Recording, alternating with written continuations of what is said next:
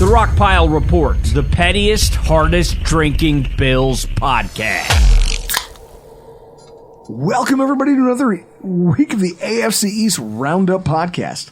I'm your host, Bills season ticket holder Drew Gear. That's my producer, Chris Kruger.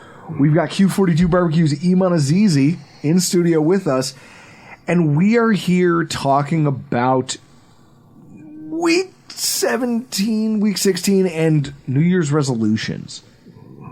Iman, New Year's resolutions are stupid, right? They are very stupid. I remember being a guy who was 348 pounds. And I'll never forget the night. It was after a meeting with my doctor, and then I'm working summers. I'm home from college. And being in my driveway, my parents lived about 1,000 feet off the road.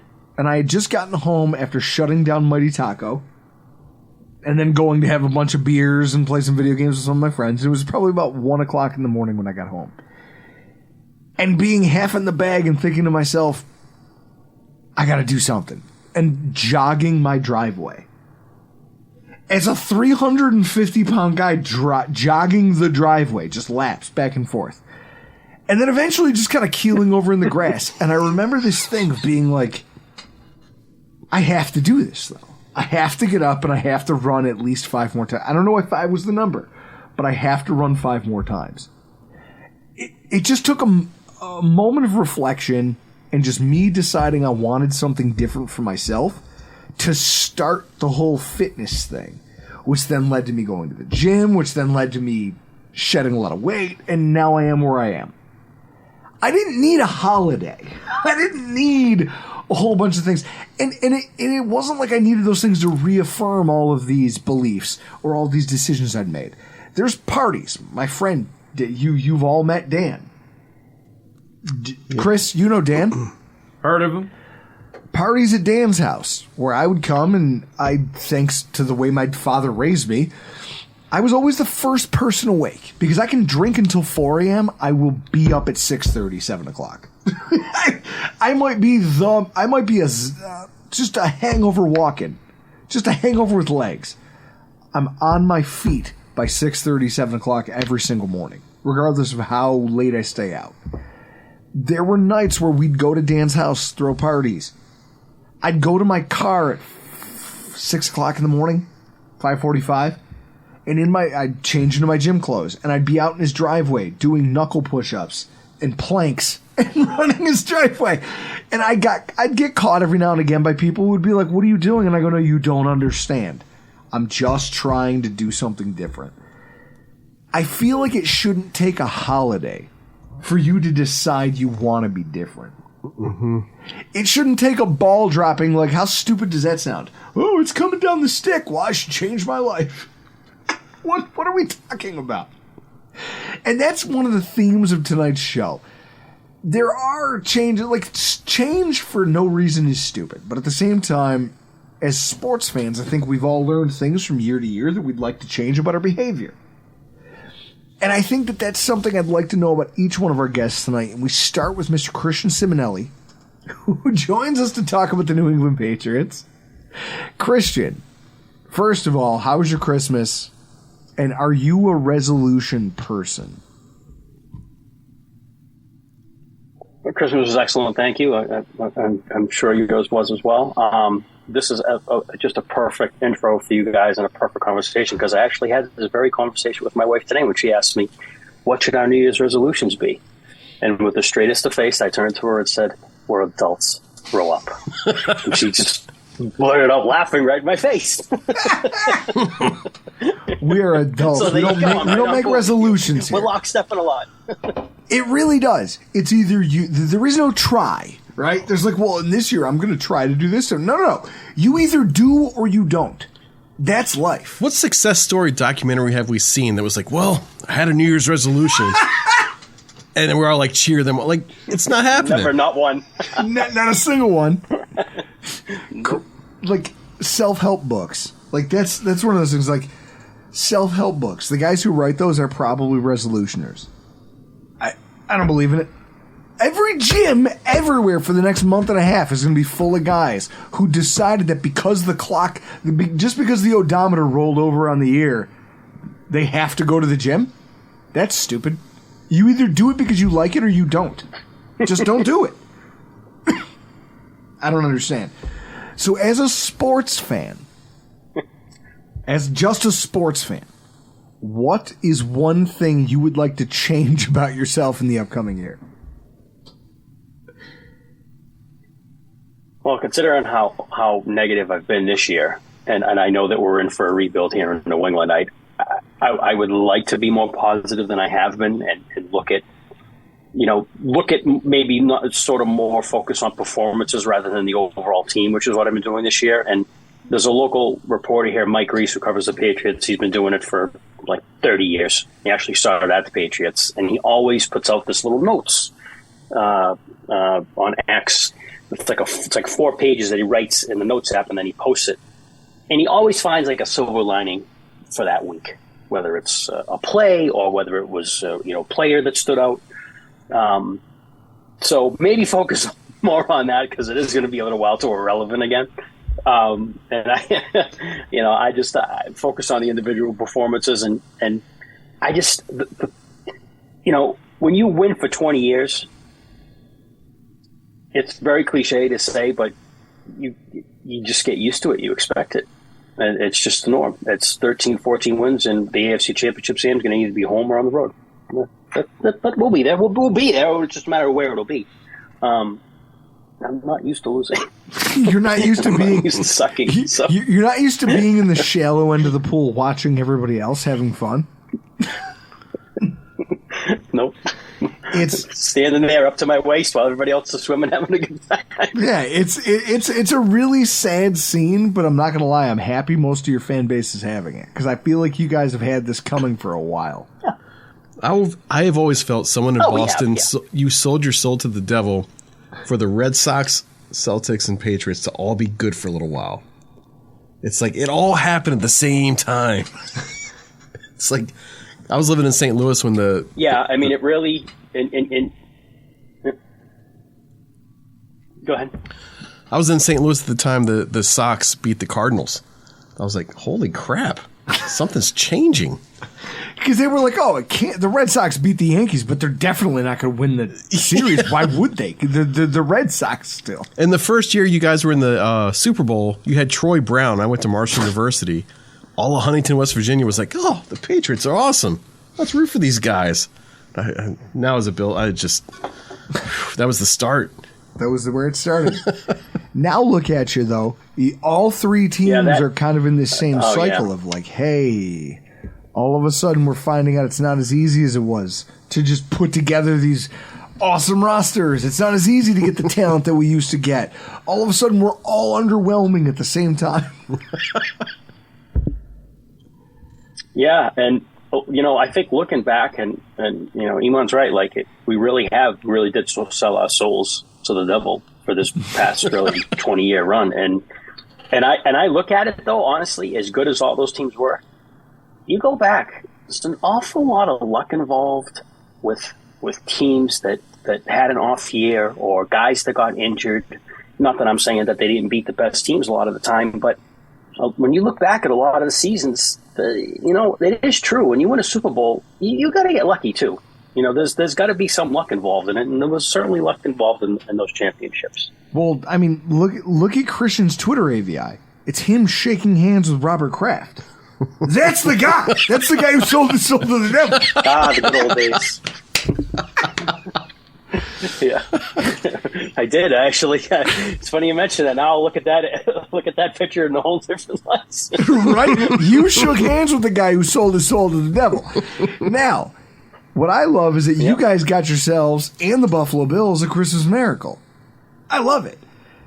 Like, for those who need context to this, Patriots fans must have been bad, or maybe Santa knows about the deal Robert Kraft struck, because the NFL gods have been gift wrapping nothing but chewed gum, used Kleenex, and dog feces under the New England Faithful's Christmas tree for the last, 3 or 4 seasons. Every single Christmas, you guys just get dunked on. 2022, Stevenson fumbles at the goal line against Cincy and costs you guys a shot at the playoffs.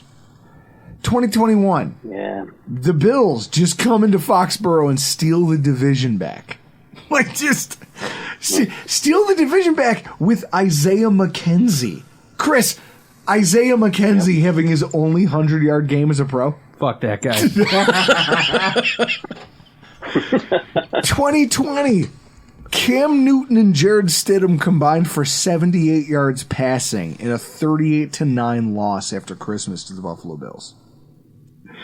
2019. Remember that one well. Yeah, 2019. In the best exit to the NFL you could ever ask for, Ryan Fitzpatrick goes on the road to New England with Miami and upsets the Patriots at the gun to force them into the wild card round, where they'd inevitably lose in dominating fashion to the Tennessee Titans. And Brady's career as a Patriot ends with his last throw being a pick six. You know, the butterfly effect from that game is that Devontae Parker absolutely smoked Stephon Gilmore in that Miami game. Yep. And that's ultimately what led Bill to sign Devontae Parker to an extension. I firmly believe that. I'll firmly go to my grave believing that. Oh, my God. That's exactly... Oh, yeah. So it was good for me to watch you guys finally pull one of these games out and not have it become a disaster. The annual Christmas game that blows up in the face of the Patriots fans didn't happen this year. And it helped the Buffalo Bills in the process. Now, here's the thing. Yep. The stones on that kicker. Chad Ryland's been up and down all year, hasn't he? Oh, God. He was like 13 of 20 before that kick, before the game-winning kick. He's been awful. I thought he was going to pee down his leg and miss it wide left or right. And then he hammers it. Oh, and drilled it. And it's just one. That thing would have been good from an extra 7 or 8 yards, maybe 10 yards. Sure looked it. Here's the question. When that game's going on, what are your emotions? Are you conflicted because you're like, I want to see him win, but also the draft capital? Fuck.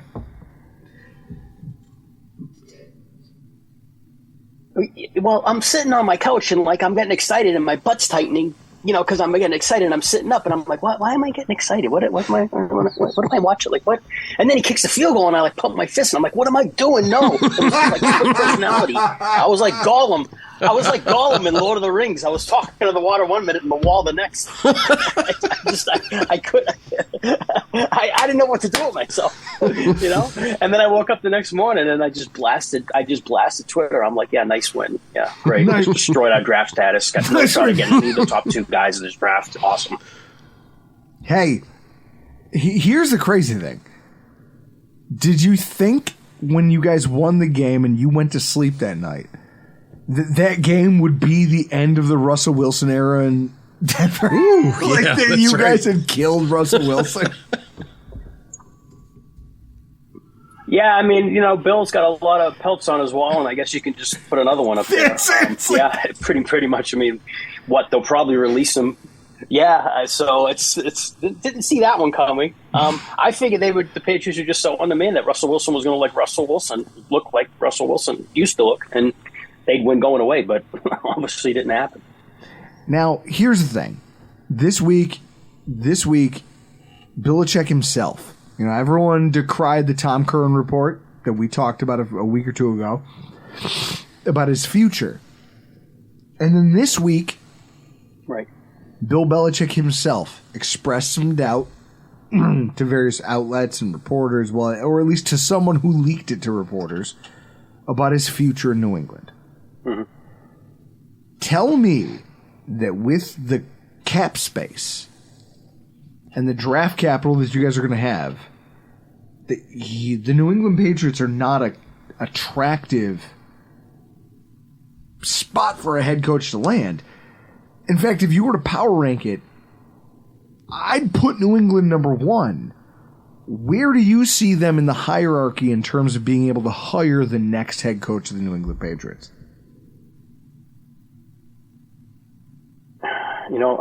You have to think of the openings in the league, right? Like, what are the other jobs that are going to be there? So we know the Chargers job is going to be open. attractive because of Herbert. But also, Indianapolis is probably. But also, if the Chargers restructure every contract that's available on their books, they're still $24 million over the cap. It's very outlandish. Yeah, right. They're a mess, cap wise. Yeah, it's crazy. Yeah. So yeah, I mean, if you look at the cap space, and you still look at this ownership as one of the premier ownerships in the league, which I do. Like, the Crafts obviously have a lot of sway within in the NFL, and Robert is on a bunch of committees, including the TV committee and all that, and they run the organization, I think, very well. They run it like an NFL team should be run, in my opinion. They've obviously held on to Bill too long, but this coverage pretty bare. I mean, you look at the defense, and this past draft was focused heavily on defense, but the offense, it's very bare. And there are a ton of guys that are up this year that I don't necessarily see them coming back. You need a starting wide receiver. You're going to need a starting tight end. The offensive line's a mess. Yeah, by the way, you don't have a quarterback. So you better have a guy that is willing to come in here and be the guy that follows Bill Belichick. Usually you like to be the guy that followed the guy that followed the guy, right? You want to be that other guy. You want to be the third guy. You don't want to be the guy that follows Bill. It's almost like comedy. So I don't know how attractive it is from that standpoint. I was going to say, it's like comedy. When a guy kills, you don't want to be the guy going right up after him. Because unfair or not, you're going to get measured against him. Right. Now, does it help that Bill hasn't been, successful in these past without Brady? Yeah, I mean, that does, I guess, soften the blow a little bit. But the attractiveness here is that ownership and the cap space. But from a talent standpoint, I said this to you guys in August. This is clearly, the fourth most talented team in the division. I'm not even talking about just the division. They're dead last in talent compared to the other three teams. Well, it'll be on whoever inherits this mess next, and all I can hope is that you and Mark Schofield are willing to come on our show and talk all about this when they inevitably fire him. We're going to do a whole extravaganza for it. There's going to be fireworks. We're going to get dancers. Oh, wow. It's going to be a mess. Until then. What would you do if the Bills bow out in the first round and they turn around and hire Bill? We talked about this already. I said it would be. What happens if McDermott just pees down his leg? I said that it would be every Bills fan's nightmare scenario. That the Bills fire McDermott, bring in Bill Belichick. He wins us a Super Bowl, and now we have to build a statue to the guy, and his name is on the Wall of Fame. And I have to see him every time we play the Patriots. Someone would have to come out there and put a bag over the statue's head. But that's it. That's all you can do.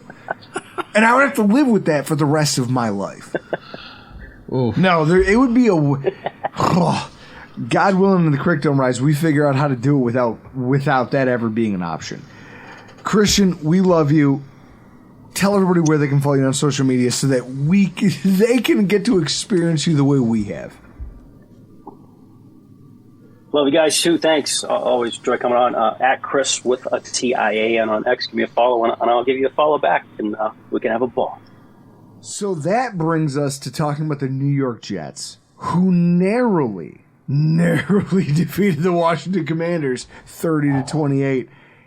And to talk all about how excited he is that they dug this one out is Mr. Scott Mason from Play Like a J.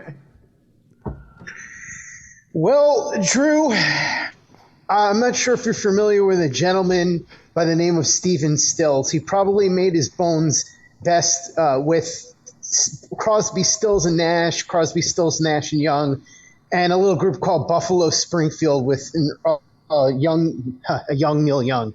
But there's a line in one of his songs, or one of the songs that he wrote and sang for Crosby, Stills, and Nash called Southern Cross. And the line is, they never fail to fail because it was the easiest thing to do. That's the Jets. They never fail to fail. It's the easiest thing to do. Christmas Eve, they were sitting right there, dude. They would have had the 4th pick, and then when the Patriots when they won later, you could have been sitting there going, man, if the Patriots can just beat them, that final game, it would be Belichick sticking it to Kraft on his way out the door. The Jets could slide into the number 3 spot.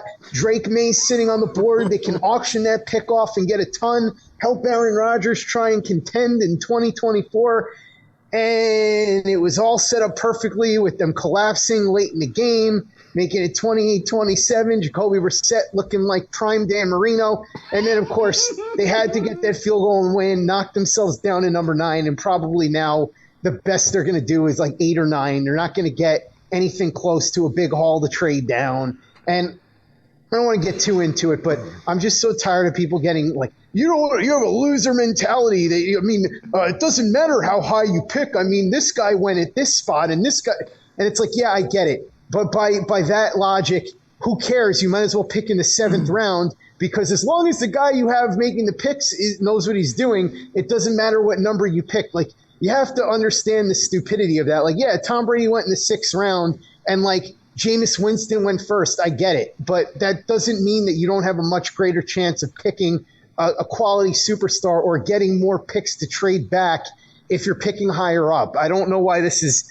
tough for people to understand. And there's no such thing as like end of season momentum. Like the Jets won, I think it was like 7 of their last 8 or 9 or something their first year under Adam Gase, and then we're 2-14 the next year. So, talk to the other New Jersey franchise, the Giants, about end of season momentum. It doesn't exist. Now, here's the thing. For everybody who's bitching about like, oh, well, we'd rather have the win than the loss for the draft. You guys got Sauce Gardner in the first round of the 2022 NFL draft. Do you know who you were able to take because you were a bad football team the year before in the 2nd round? His name is Breece Hall. Would you argue that you're a better football team because you have Breece Hall? Well, actually, to be fair, that pick, if I'm not mistaken, was actually the pick they got from Carolina. They ended up moving up to get Breece Hall. The other 2nd round pick they used to move up and get Jermaine Johnson. But your point is still well taken. But it puts you in the position to have that. Right. And also, look, again, people will say, well, look, here's an example of this guy went 5th, but this guy went 10th, and the guy that went 10th is better. And it's like, yeah, but if you statistically look at which spot, like the higher up you go, the better chance you have of hitting on the pick. It's just that simple. Yeah, there's outliers where a guy's not going to be as good at number 2 as the guy at number 12 or whatever. Yeah. I get it. But when it comes to a year-to-year thing, and especially in a draft like this where you already know that there's 2 quarterbacks that are going to go in the top 3 that are going to either be drafted by whoever's in those spots or be able to auction those picks off for a fortune. And you've got a generational wide receiver prospect in Marvin Harrison. Those are the top 3 guys. Well, and that's it. And so you to missed not out understand. But you missed the boat on some game-changing talent, and now you're just going to have to be where the Bills were for 20 years of just, hey, some guy will slide to the back of the 10, and you just have to hope that he's not an Aaron Maben. Because and that's what drives me nuts, too, because people will say, well, I mean, the Bills got Josh Allen at number 6, and he was the best quarterback in the draft. And we had a decade of bums! A decade of a parade! And we traded up for that pick. We could be. Right, well, and that's the other thing I always say. I tell people because they go, oh, well, look at all the times the Jets tanked, and what good did it do? I go, yeah, the reason is because they didn't tank enough. Like, dude, in 2018, the year we're talking about with Josh Allen, the Jets wound up 6th. Because of that, they had to give up 3 second-round picks to move up. Second-round picks that ended up being used by Indianapolis to take Darius Leonard and Braden Smith. Smith, who's been a mainstay on that O-line ever since, And Darius Leonard, I know he had a fall from grace because of the injuries, but at one point he was arguably the best inside linebacker in the sport. So, like, it just bothers me. Like, look, root for what you want. I'm not the fan police. If you want to root for games that I think are kind of meaningless, that's fine. If your whole thing is I can't root against my team or blah, blah, blah, that's totally cool. But don't be yelling at me like, oh, yeah, how could you root against the team? It's like, because I see the forest from the trees, man. I don't know what to tell you. It's fine if you disagree with me. That's totally cool. But I'm trying to take the long view here. I will give you this. You want some fodder for playlikeajet.com. Iman and I will give it to you. You call us on like a Friday night. Iman and I will bring a bottle of Wild Turkey 101, and we will build a parade of the drought era Bills draft picks for you. Yeah. And so that your fan base can understand what being a middling team gets you. I'm blocked by like 3 people on Twitter. One is one of our top picks. Dante Hittner blocked me on Twitter. Oh, dude, Dante Whitner. Listen, that dude now, he works for like NBC Sports Bay Area doing Niners stuff. Yeah. I can't even begin to describe to you what a absolute loser this guy is. First of all, did you hear the stuff he was talking about with Dak Prescott? Dak Prescott sucks, bro. It's like, learn how to cover somebody, and then maybe I'll listen to you about Dak Prescott. And then he's like, and then if you criticize him on social media, his only comeback is, when I see you, I'll hit you. And it's like, I bet you will, but you might miss given your percentages. Like, given your percentages, you'll probably miss me. Dude, do you know what this guy said on Thanksgiving? I'm not making this up. He was doing, I think it was the post game because the 49ers won on Thanksgiving. They were going around the table. What are you thankful for? This guy says, I'm thankful that I'm still totally ripped and jacked. Who the hell says that? That's awesome. What is the matter with this guy? It's topical. The thing that got me, he blocked me, was a Jets game here when LT ran all over us. Like, the Bills came out looking like a JV team, and you guys came out looking like world beaters. What was that, 09? 09. Yeah. No, 2010. Tomlinson wasn't here in 09. Okay. Because it was like raining and 38 degrees. It was terrible. I had non-alcohol seats in the 226 section. So Scott, prime Buffalo weather. So Scott, by the way, Iman, you got to come on Play Like a Jet and talk about playing jazz records with Chad Pennington sometime. Oh, it was blues. It was CP and the blues. I'm sorry. It was CP and the blues was his show.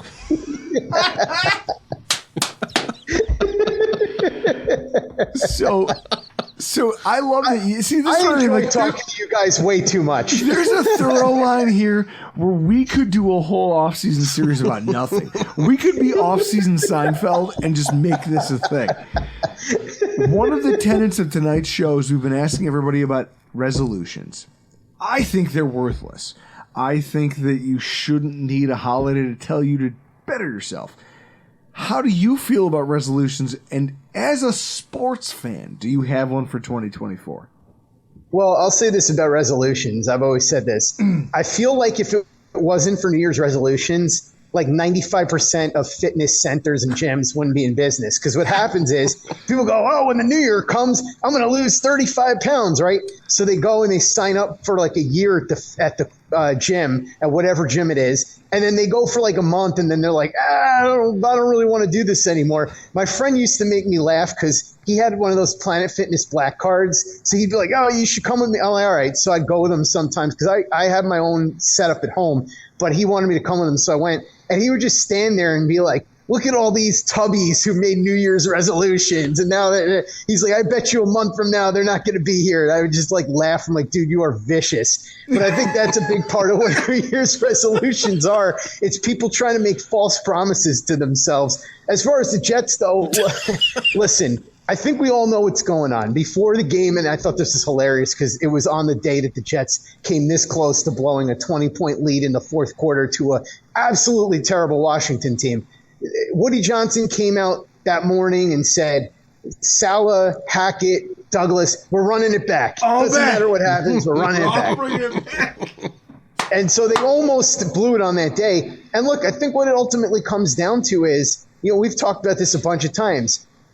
What I think happened with the Aaron Rodgers injury in a lot of ways is it exposed that this team was nowhere near as close as people were hoping they were. I don't think people understood how poor the receiving weapons were outside of Garrett Wilson. I mean, Tyler Conklin's okay. He's a solid tight end. People overrate him just because the Jets have had such terrible tight ends. Like, we've been watching Ryan Griffin for the longest time, guys like that. But other than Garrett Wilson, Allen Lazard stinks, right? They were using undrafted free agents. So they have at least one, probably two significant upgrades they need to make there. On the offensive line, even when these guys were healthy, look, Dwayne Brown was bad, and then he got hurt, and then he was bad, and then he got hurt. Mekhi Becton's not going to be here. I like Mekhi Becton, thought he had tremendous potential. Still think he has a chance to be a good player. It's just not going to work out for him here. So the Jets are going to need two new tackles. Plus, Elijah Bear Tucker missed 22 out of 34 games the last 2 years. So as good as he is, you've got to have a premium backup in place there. Laken Tomlinson has been horrendous, so they're stuck with him probably because he would take on such a huge dead cap number if they got rid of him. So the Jets have to rebuild almost, 3/5 of that offensive line, and they've got to get probably two legitimate significant upgrades in terms of pass catchers. And they have to hope that 41-year-old Aaron Rodgers isn't a shell of himself. Because I was saying this the other day, Drew, and you guys will appreciate this. Look, let's say Aaron Rodgers at his peak was elite, like Iman's Kansas City barbecue sauce, right? Like top of the heap, absolute best, right? Well, if Aaron Rodgers comes back, we do it for the brand. That's right. You know me. I'm a team player if nothing else. But in all seriousness, it's not just because he's sitting there. Iman's Kansas City sauce is the goods. Go buy it. But that would help. That would help. If Aaron Rodgers is only like a good, not great quarterback, because somebody asked me this on Twitter. They said, if Aaron Rodgers comes back and he's still like a top 12 to 15 quarterback, that's still like way better than what the Jets have had, right? And I said, sure. The problem is the entire plan has been that they have this elite quarterback that can cover up mistakes. Well, if Aaron Rodgers is only good but not great, now all of a sudden he's not going to be able to cover up anything close to what they expected. So Joe Douglas and Robert Saleh and all of them have a very difficult offseason ahead of them. And I think, Drew, you'll appreciate this. A lot of times fans of teams don't look at these things rationally in the sense of they'll say, well, this guy is available. I had to laugh because somebody posted, and it went viral, and I just laughed. It said, like, here's how the Jets can fix the team in the offseason. It was like, sign Jonah Williams, 3 years, $45 million. Sign T. Higgins for 3 years, whatever. Sign, who was it? I forget. There was Robert Hunt from the Dolphins, whatever. Sign Ryan Tannehill. So I think I quote tweeted and said, yes, I agree. If the Jets can sign every single good available free agent at an affordable price, then no problem. They'll be awesome next year. Like, I think that people don't understand how tough this is going to be, especially since the Jets don't have a second-round pick, which is another reason why I wanted them to have a really high first-rounder, because if they auctioned it off, they could have put together a variety of different picks where they could have filled holes. Offensive line, we both know this. The odds of getting quality starting tackles in free agency is just – it's very slim. So we've been burned. Your point isn't lost on us. It is very hard to rebuild. Yeah. But also when there's guys out there who who you could have called, who could have made your season easier and then didn't, that gets harder. So as we let you go, I want lightning round your 2-minute thoughts. Okay. Jets didn't call Joe Flacco. He was in your building. He insists he has no regrets over the fact that you guys didn't want him. And now you watch him just putting on a clinic and carrying an NFC North team into a 10-win season and a playoff berth and all these things. It has to be a little frustrating, doesn't it?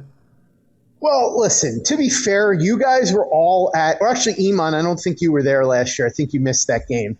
But when the Bills played the Jets last year in Buffalo, you guys saw Joe Flacco when he came into that game. He was a statue. He looked like he had one foot in the grave. And I don't blame Robert Saleh and Joe Douglas for trusting their eyes. Like, we all saw Flacco last year. Behind this Jet offensive line, he'd have been on injured reserve in about 5 minutes. So yeah, that's right. All right, so that's probably the Cliff Notes version of like, hey, if we had started him, he would be bad.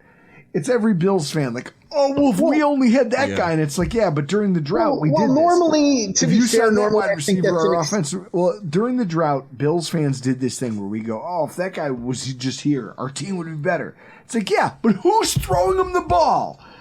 Well, like, this is the thing, right? I think generally that ends up being an excuse because you'll hear Jets fans go, well, if they drafted Josh Allen, they would have ruined him. And I'm like, I suppose that's possible, but I'm going to go ahead and say there's a very slim chance he'd have been worse than what we ended up seeing with Darnold as a Jet. And so kind of my thought on Flacco is it's a little different, though, because he literally was here. They saw him in practice every day. They saw what he put on tape. And so if they watched all that, and it wasn't the first time he was here, by the way. So if they watched all that and we all saw it and they were like, yeah, I don't think so. I think Joe's practically retired. I can't really fault them for that. It's a little different if it had been a situation where, like, let's say he had played for Hackett or something 2 years ago and he hadn't been here and it was just like, oh, you know, it's called Joe Flacco, so I can't get too mad about it. Flacco probably made a New Year's resolution last year after his stint with the Jets. And that's what happened. I have it on good authority, Iman, that what revived his career is he ordered a case of your Kansas City barbecue sauce, and it was like Popeye with spinach. All of a sudden he had superpowers. Q42 will do that to you. Scott, we love you. Tell everybody where they can follow your work on social media and where they can find you on the web. So, excellent question, Shelton. You can find me on social media at PlayLikeAJet1, where you can see people getting upset with me because I posted that I like the movie The Iron Claw, which is about the Von Erich family. And it's funny to me, like, I get it if you're – it's weird. I felt like Iman for a second because Iman will post about Doritos and then everybody, like – projects their anger on him for stuff that he had nothing to do with. It's like, what do you mean, you commie? Like, how dare you talk about Doritos or whatever it is? That I posted I like the Iron Claw, and it's like, oh yeah, well, blah blah blah, wrestling's dumb, and I'm like, all right, fine, whatever. But you can follow me on there. It's mostly football. Every now and again, I might tweet something funny about like TV or movies or something. Oh my God. I don't do anything serious on there. It's a lot like Drew and Chris with the Rock Pile Report, and obviously Iman's Twitter account too. You can listen to Play Like a Jet 7 days a week on iTunes or Stitcher or Spotify or Google or whatever it is you listen to podcasts on 7 days a week, 365 days a year, which I believe Iman said to me when I saw him a couple of weeks ago. I don't think I could talk about anything 7 days a week. It may be Doritos, so you should try that out. So you can listen to the show there. We've got our YouTube channel, youtube.com/PlayLikeAJet. And beyond that, I've got 2 more games of Jets football to watch. As we record this, the Jets decided that I didn't suffer enough this holiday season, so they're going to make me watch a second game in 4 days against the Browns. And then they finish things off against the Patriots and Bill Belichick, and I don't really even know how to feel about that one because I feel like, on the one hand, it would be nice to send Bill Belichick out of New England with a loss, but on the other hand, it would be the most Jets thing ever to somehow beat the Patriots, shove them into like the 3rd pick where they get a franchise quarterback that haunts the Jets and the Bills for the next like 15 years. Christian Simonelli, Scott Mason, gonna have Alf Arteaga in about 15 minutes. I'm like out of names. They're like the NWO. Are they the Wolfpack? No, they're the normal NWO. We'll just call them great because we only have a couple weeks left of this, and then it's back to 2 shows a week. Chris is phoning it in. Iman, were you ever a wrestling fan? Only for the Nintendo game. That was the Nintendo game. Like that was, and I liked the Iron Sheik because he was my only Iranian like rep in America for like an influencer. Wait. That's the best though. So you're like, hey, not Mustafa. out of all of the guys that you could have like looked up to, you got one of the best. But I had to secretly like him. You don't understand what the atmosphere was like, man. Like that was dangerous to be a fan of the Sheik. Why? Living in America in the 80s and early 90s. Living in America. Little James Brown. It was Hogan or death, man. Like, it was Hogan or death. Sergeant Slaughter. Isn't there like I think there's a tag match out there in the 80s. Hogan and Sergeant Slaughter against Nikolai Volkov and the Iron Sheik. I feel like that's a thing that happened. Did the Sheik ever win? Because I remember watching him in the finals a lot. Chris, give that a goog. Did the Iron Sheik ever hold the title? Yes. Ooh, all right. I need to get that T-shirt. Yeah, there it is. And he cussed everybody out afterwards. Yeah, he was quietly one of the strongest people. Like, what was it? Terry Bollea. What is his actual name? Terry Bollea. Bollea. Hulk Hogan, strong guy. A lot of steroids involved. Big, strong dude. But if you want to talk about functional strength, not just, hey, my muscles are gigantic. Functional strength, watching the Iron Sheik do that shoulder thing with those giant weights, each one of those weights could vary anywhere from between 50 and 70 pounds. Iman, you were sweating holding the pot of sauce the other day. Yeah, you got bad shoulders. Exactly. Burned my shoulder out throwing sidearm in Little League. Can you imagine holding a 70-pound weight and then just rotating it like this? No. We got different Iranian grandparents, man. DNA. Yeah, you came from a different gene pool altogether. Guys, we are here talking about the Buffalo Bills, who just narrowly defeated the Easton Stick-led Chargers. What was it, 24-22? Something like yeah. Final on that? Yeah. And we're here talking about New Year's resolutions, and what I want to start with is the idea that, first of all, they're dumb. New Year's resolutions are one of the dumbest things I've ever heard of.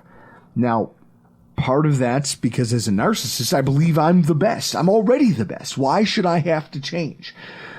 Also, why, if you want to make change in your life, do you need a special day? Like, oh, I got to see a ball drop in order to decide I want to lose weight. What? I don't know. That sounds dumb, doesn't it, when I say it that way? Or when I say, hey, when the calendar rolls over and we get back to the number 1 all the way across the board. Well, I guess now is a good time for me to curtail my drinking because it's a problem for my family. Like, it's not a good idea. Like, that's not a good reason to do anything. You should do it because you want to do it. Was it fun fact? When I worked in the beer biz, January was the best-selling month for all the cheap beers.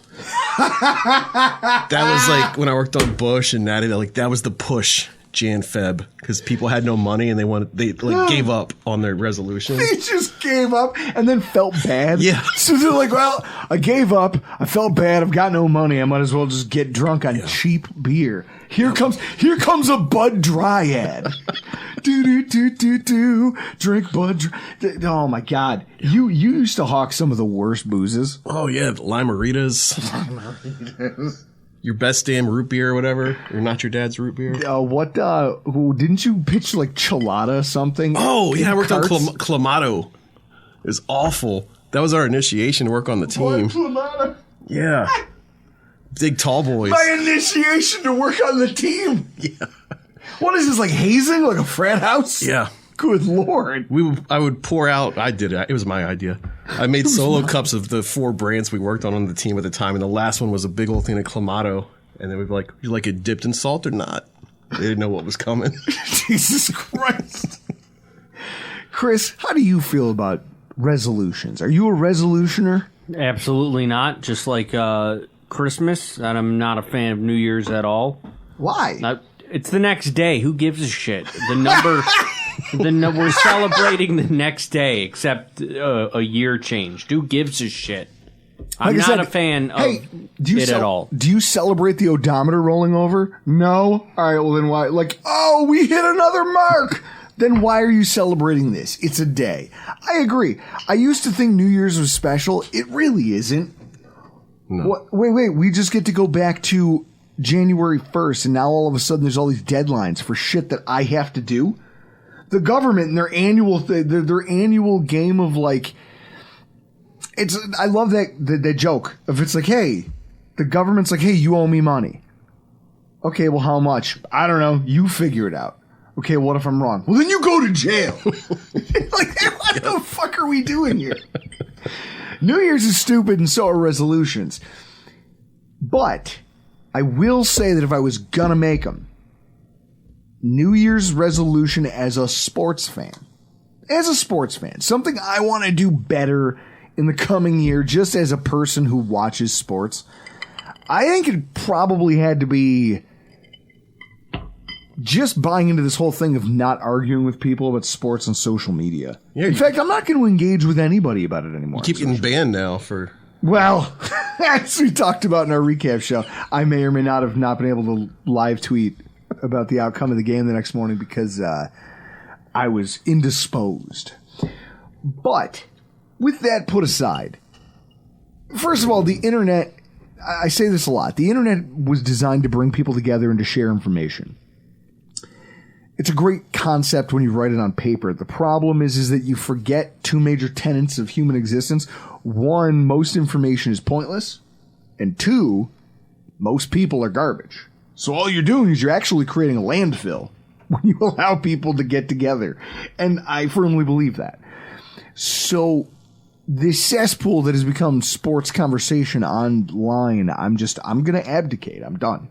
I'm just not going to participate because I don't have anything constructive to add anyway. And I genuinely envy and at the same time feel bad for the people who do. Like when they make their bones or their brand is about how, hey, Chris, what if our bones was interacting with the public? Remember when I pitched the idea to you when we started this about how we should take callers? No.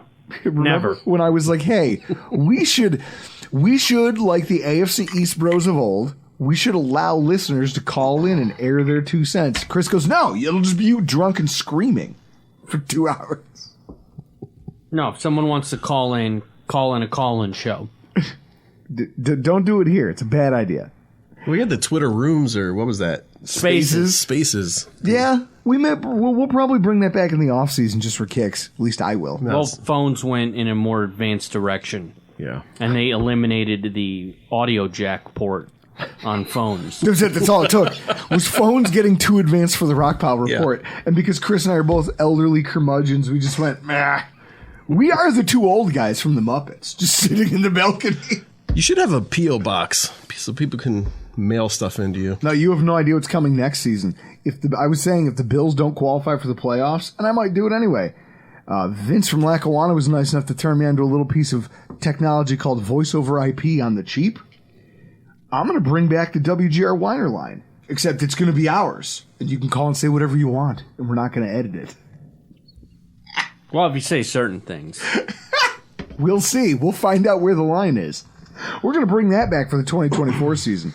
But I'm not arguing with people on social media because you see the types of debates that start. Like, in the Bills fan base right now, 2 of the dumbest conversations are taking place. The first one is whether or not Josh Allen belongs in the MVP conversation and who deserves it. Is it Josh Allen? And then people go, well, Lamar Jackson and his team are here. And you go, okay, fine. But then Christian McCaffrey's up there because he's an amazing football player. And he is kind of quietly powering his team to a lot of their victories. And then there was some early season conjecture about Tyreek Hill. And then it was Dak Prescott. But then they lose or they get hurt and they miss time. And these are the dumbest of debates. And yet people get so wound up about it. Yeah, it's like people in Buffalo arguing with who has the best wing. Yes! Ranch blue. It's the ranch blue cheese level of stuff. This is the way I see it. Arguing about who should be the MVP of the NFL, but actually caring, actually being invested, putting emotional energy into this, to me, it's like 2 people arguing over what frying pan out of the Williams-Sonoma catalog is better. And I'm over here with my $12 piece of shit that I bought at Kmart. Why? Because I don't have anything that matters. I'm broke. I am title poor. I don't have a Super Bowl. I don't have the one piece of hardware that matters most. I don't have the thing. Everything else is secondary. I don't care about any of it anymore. If you have the luxury, like it's a luxury thing. It's like arguing Lexus or Mercedes. Mm-hmm. And I'm over here just getting around in a Chevy Cruze. What are we talking about, Bills fans? Stop getting in your emotions about this. We don't have a Super Bowl. I could care less about an MVP trophy for my quarterback. If my quarterback can't go out there and win me a Super Bowl, I don't want him to have it. How about that? Does that make me a bad person? I don't want Josh to get recognition for being great at his job if it doesn't culminate in a Super Bowl. How about that? Is that a terrible take? I'm sure it is. Everyone's mad at me now. No, I'm not. Chevy Cobalts also have Bluetooth now, just like Lexuses. You got to look at it that way. Everyone's got Bluetooth now. There was a time period we didn't. Don't care. I kind of miss the CD player once in a while. I literally see people like going to the mattresses over this fucking debate. And I say to myself, how many Super Bowl MVPs, Chris, maybe you can Google this. How many Super Bowl MVPs have won how many regular season MVPs have won the Super Bowl the year they won it? Just look at the list. I'm sure it'll tell you. If you look at NFL MVP and then look at the list. Aaron Rodgers won it. Where'd that get him? Yeah. Kicked out at home in the playoffs. It's probably all Brady. That would be Mahomes, Brett Favre in 96, Steve Young in 94, Montana in 89, Bradshaw in 78, and Bart Starr in 66. And I believe that is per NFL.com. Huh. So, it's almost like being the NFL MVP becomes something of a runner-up trophy. Like, hey, man, you're really sweet. Your team didn't make it. Mm-hmm. So who cares? I can't stand to listen to people fight about any of this stuff anymore. And then also, the Damar Hamlin comeback player of the year conversation. People are like, oh, well, you know, Damar Hamlin's going to win, but Joe Flacco deserves. And when you hear that argument, I'm scrolling through Twitter, and all I see are guys, first of all, they're all Cleveland fans. Second of all, they all look exactly like Mike Pettin. It's just bald dudes with beards in sunglasses inside for some fucking reason, yelling into their cell phone about, well, this entire thing is a travesty if you don't give it to Joe Flacco because we know that he died, but... And it's like, do you guys not... Do you hear yourselves? Like, I can be one of them... Like, I'm always credited with, for regardless of whether I'm being a good person or not, being self-aware. There is no self-awareness in the Ohio area, which isn't shocking to me. It's Ohio.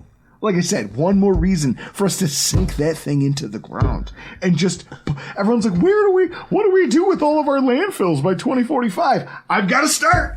You dig a hole, you literally just force Ohio into the ground and just start filling it in. No one would notice. They're also campaigning for the Cleveland Bravens quarterback that destroyed, like, it's just like this full circle thing. Joe, you're cheering for Joe Flacco in Cleveland. The quarterback of the team that was stolen from you is now somehow your savior and the guy that you're standing for. This is why you can't talk to other human beings on social media about sports in a productive fashion. It just doesn't exist. God bless the people who try. I'm not willing to. And for all the neckbeards out there in Ohio who are mad, I hope Damar Hamlin wins it.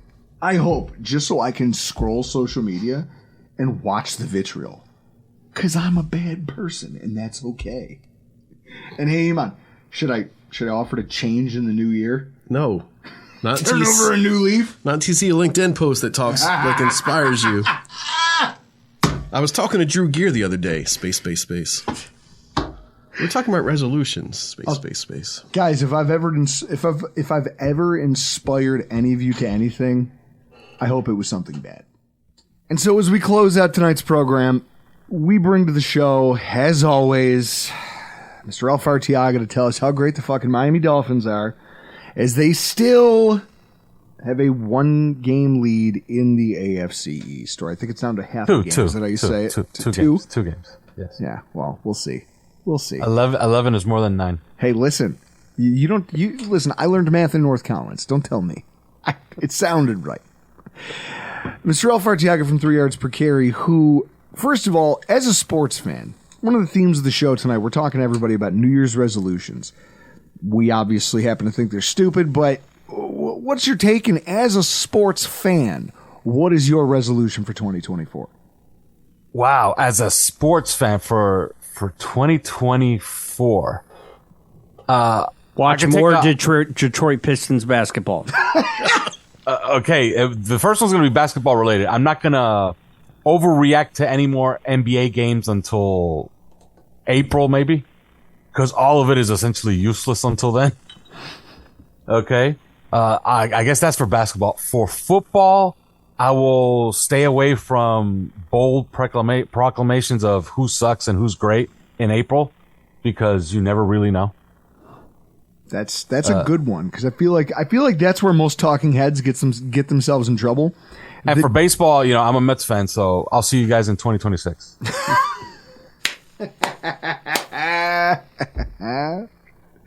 Yeah, I think if I was if I was still, I remember when I tried to get into baseball and the Mets were my team, and I said, okay, this is going to be it because they're on SNY. I can drink and watch them every single day. I know that there will be a sporting event that I can drink 10 beers and watch on the television somewhere in my home every single day. And the one thing I would tell people who were thinking about that is don't.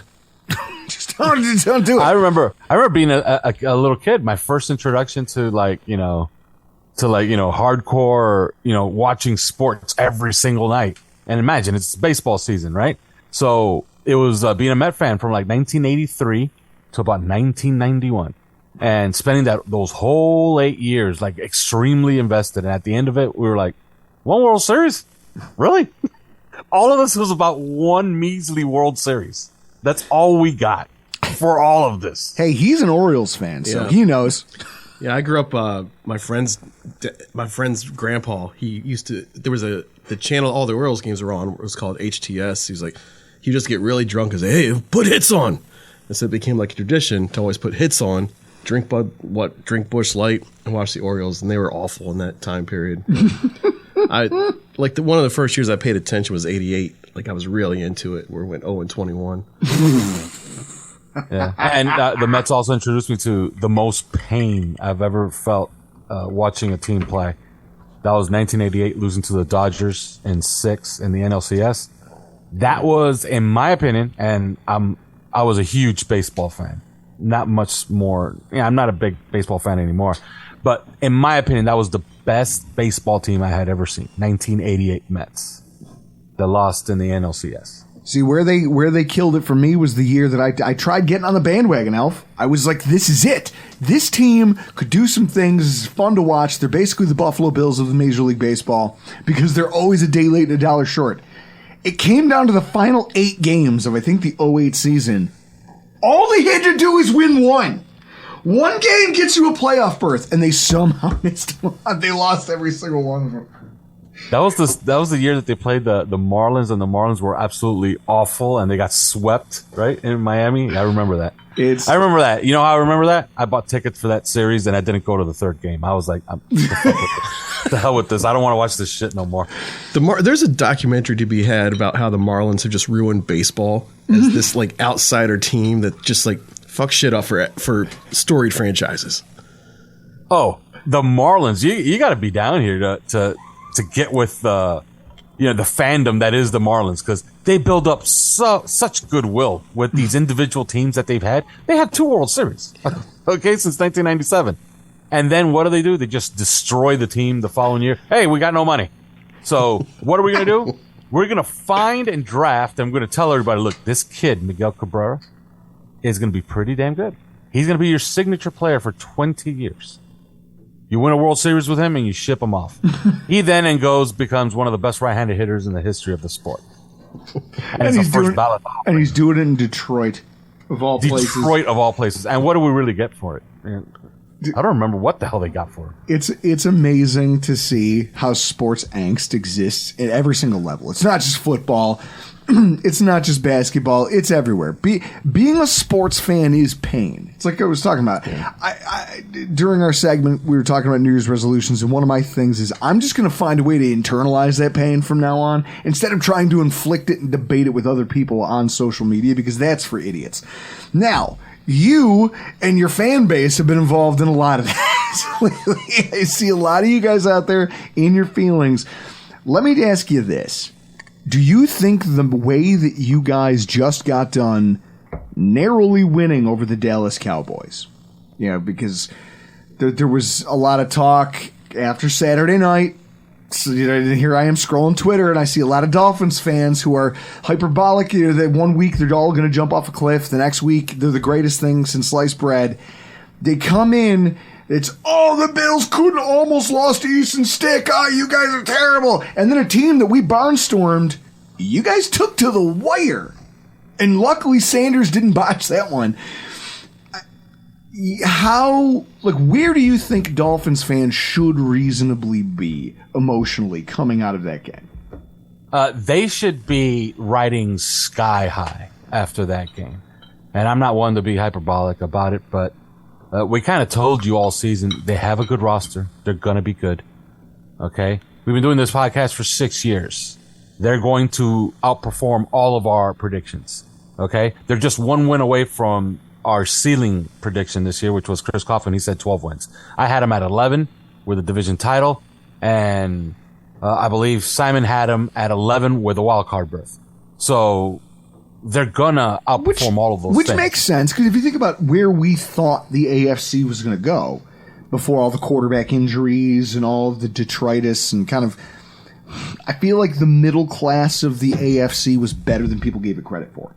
I think that's a fair statement. I made my prediction was 11-6, 11-6 for Miami and Buffalo, and 10-7 for the Jets, and 6-11 for the Patriots. So if you take those wins and you throw them around and you figure out, okay, who absorbed those at the cost of some teams that were surprisingly bad, and then some teams like the Browns that were surprisingly good despite everything that's gone wrong. They're a double-digit win team that's in the wild card simply because they're in the wrong division. They would be winning anywhere else. It's a really bizarre set of circumstances. Watching the way the Dolphins kind of gave life to the Cowboys in a way that the Bills didn't, I took a little bit of pleasure in that. Right? Like I did, like everybody else, I'm sitting here watching going, it feels gross and weird rooting for Dallas in anything because nothing makes me happier than seeing Jerry Jones sad. But it was a thing where I'm watching this play out, and I go, okay, so the defense is kind of giving up some plays. The Dak Prescott and those guys are finding a way to make some hay. They're not playing them as physically as Buffalo played them. I'm just making notes and just observations as this game is going on. And then afterwards, you guys obviously you get the win. And now you're going up against a Baltimore Ravens team that has been really impressive. And obviously that's the story of the week. That's the game everybody's watching. It's the most, Iman, not hyperbole, the most important game in the AFC this weekend. Yeah, for everybody. It's not what the Bills are doing. It's not what anybody else here that we're going to talk to tonight is doing. It's Dolphins and it's Baltimore. Two teams playing for the inside track to the one seed. It's awesome theater to be watching from the outside. I just look at it and I have a question for you. Do you think that the performance of the Eagles, when it comes to teams like the Cowboys, or like the AFC East, rather, against the Cowboys and the 49ers, and you see what Baltimore did on Christmas Eve, or Christmas Day Eve, and you start to look at all of the stuff that the top teams in the AFC have done to the NFC, is it fair to say that maybe that whole conference might be somewhat overrated? I believe so. Although if you watch that game against the Ravens and the 49ers had 429 yards of offense. Mm-hmm. The average, I think, 6.9 yards per play. Mm-hmm. They outgained them in every single category. Those 5 turnovers, it's just too much to overcome. At one point, they had 3 interceptions, 2 of them inside of the 30-yard line, and the score was 13-12. So I think that game was marred by those turnovers. And sure. I don't know if those turnovers don't happen. I'm guessing that the 49ers put that game away in short order. Okay. Well, and this is the thing, though. This is what I look at when I think about Baltimore. You look at what the AFC is this year, and if there was ever a year where a team like Miami or a team like Buffalo could say, hey, why not us? Why not us this year? you look at that and you say, hey, the team that's going to finish with the number 1 seed, we're so used to seeing Kansas City in that role. We're so used to seeing the dynastic Patriots teams in that role. A couple times it was the Peyton Manning Colts in that role, where you just go, they execute at such a high level of efficiency and their defense is so sound. They've got no major glaring holes. Every team coming into the playoff picture has problems. I think if you look back over the course of the last month and a half, the Ravens have been winning football games, but they play the Jaguars. And you go, okay, they'll stake a 2-score lead. And that's usually where a really good defensive team would just shut things down and everybody goes home early. And instead, the Jaguars find their way to fight their way back in the game. And then the Ravens score again. Well, the Jaguars, they'll go down and have a 4-play freak scoring drive. You go back and you look over their game log. There's a lot of this where they hemorrhage yards, where they give up points in the third and fourth quarter that make games a lot tighter than they should be. Now, it didn't happen this time against the 49ers because they just turned the ball over too much. But reasonably, I think that they might be the most vulnerable 1-seed team at this point in the season I've ever seen. How does that make you feel heading into this week's matchup with them? And if you don't win this game, how worried are you about having to play Buffalo for the division in that high-pressure Week 18? Well, I'm not worried about playing anybody at home. We'll play the 85 Bears here. Okay. We don't care. You know I'm going to clip that, right? Yeah, you can play that. But as far as the Ravens, it should give the Dolphins a little bit of confidence, especially the way that they played against the Dallas Cowboys. I don't know if you saw the start of that game. Tyreek Hill dropped a 94-yard touchdown to start the game. I don't know if you saw it. Then we hit Waddle for a 50-yarder. He leaves the game with some type of high ankle sprain. Today they said they're not going to rule him out for the game on Sunday. One thing you guys, I don't know if I've told you about this, but pound for pound, one of the toughest guys on this team is Jalen Waddle.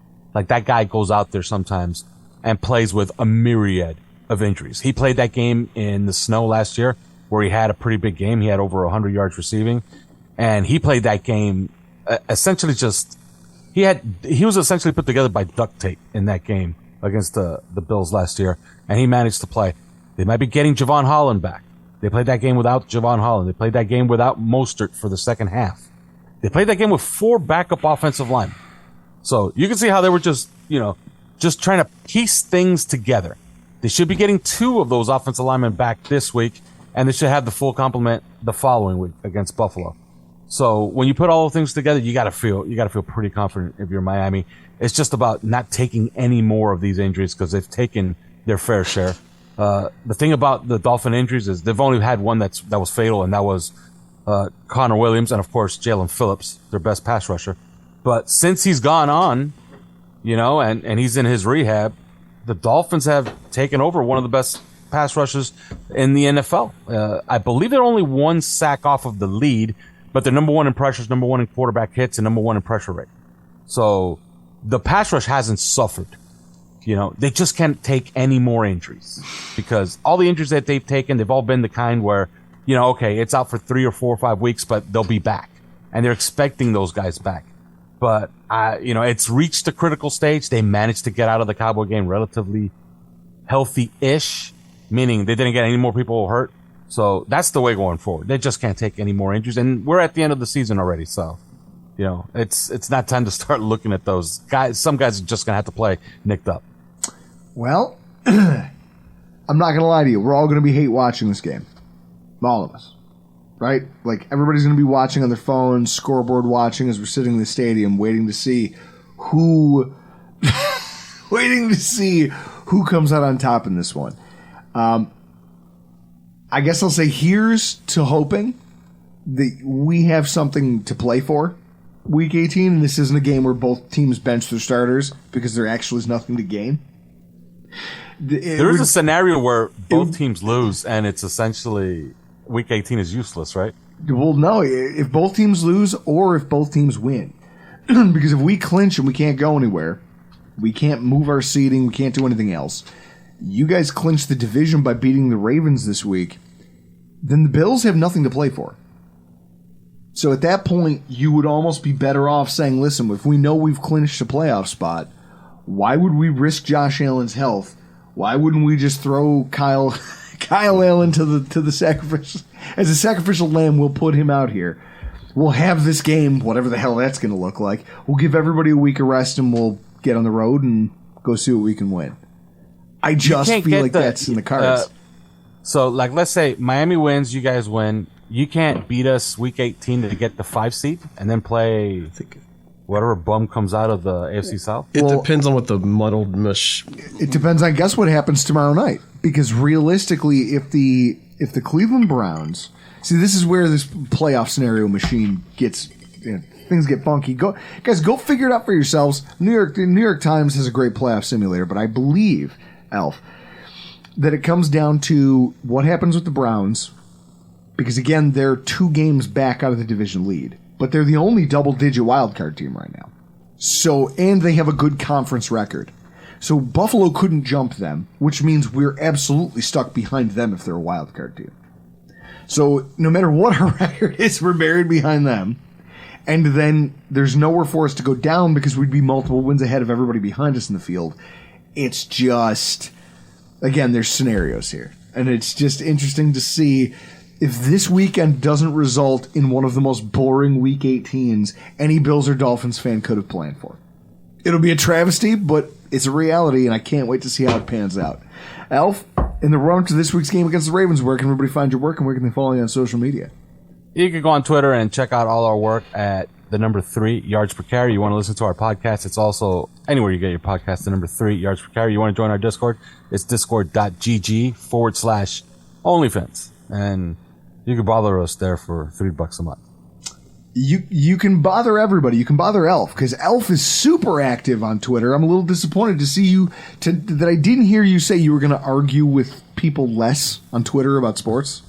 Like, I'm really disappointed that that's not a thing you're going to make a priority in 2024, Elf. I might change there now that OnlyFans is kind of a success. I built my own Twitter. That's the idea, right? That's the whole concept. Let me talk to people I like to talk to. Everybody else can go to hell. I'm a little disappointed, but either way, I love talking to you. I love talking to all of our guests. I love the fact that we get to do this year in and year out. I can't wait to see how this comes down to the wire, but for tonight, we got to get the hell out of here. I'm Drew Gear. It's Iman Azizi. It's Chris Kruger. This has been your AFC's Roundup.